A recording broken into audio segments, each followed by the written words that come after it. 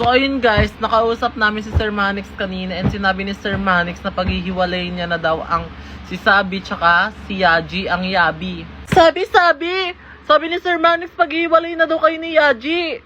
Iuwi na daw si Yaji sa Pampanga. Ay, hindi totoo yan. Ba't kayo paghiwalay na support na Sir Manix sa amin? Ay, akala mo lang pero hindi na daw ngayon. Sabi ni Sir Manix paghihiwalay na daw tayo. Hindi totoo yan, hindi. Huwag ka maniwala. Oo nga sinabi ni Sir Manix. Hala, umiiyak na si Sabi guys. Sabi, harap ka dito, Sabi. Ba't ka umiiyak? Umiiyak si Sabi guys kasi pag-iwalay na sila ni Yaji. Hala, umiiyak din si Yaji. Grabe yung iyak niya. Hala. Pati si Blight umiiyak na din. Uwi na ako Pampanga, guys. Iiwan niya na ako. Ang ilas ka ba, ano? Ganyan naman kayo eh. Hala! Emergency lang, babe. Ikaw naman, grabe ka naman. Grabe ka naman makaiiwan, di naman. Paano pag nag-abroad ako para sa baby natin? Okay Oh. lang. Diba? Just like that. Na. Ba't ka uwi Pampanga, G?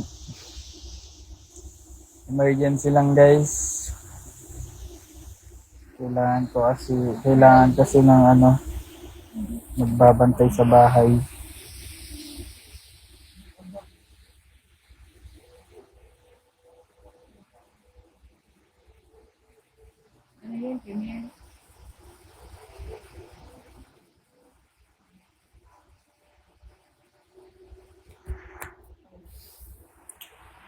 Hindi ka na babalik, Kuya G.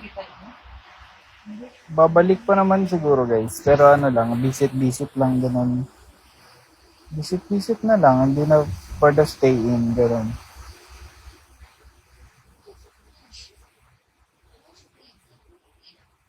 Paano school mo, Kuya G? Online class lang naman school ko, guys.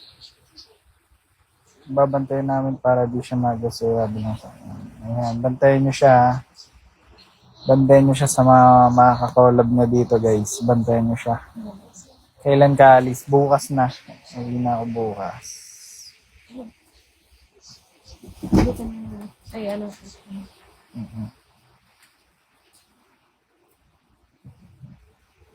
Tapos may iwan ka ba? Hindi ko naman siya iwan, guys. Emergency nga lang, di ba? Di ba andyan na si Aba, malay ko. Wala naman ata siya dito. Malis na siya. LDR. Oh, LDR na kami. Back to LDR na kami. Hi, Mama D. Over ko sa LDR mo. Hindi naman talagang LDR kasi kaya naman puntahan.